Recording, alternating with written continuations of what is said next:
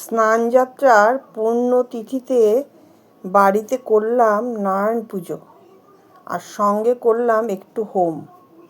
অনেক দিন ধরেই নারায়ণ পুজো করব ভাবছি, কিন্তু সময়ের অভাবে করতে পারি না। তাই নারায়ণ পুজো করলাম আর একটু হোম করলাম।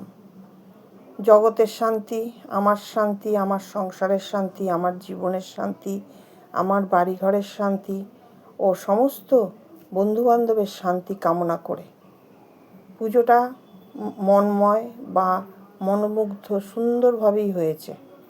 আরাধনাটা দেবতার খুব সুন্দরভাবেই হয়েছে। নারায়ণের কাছে প্রার্থনা রাখি, হে ঈশ্বর, তুমি এই জগতের সৃষ্টিকর্তা, সৃষ্টি করেছ, তুমি এই জগৎকে রক্ষা করো, এই জগতের সুখ শান্তি রক্ষা করো ও সকলকে ভালোবাসো বা ভালো রাখো।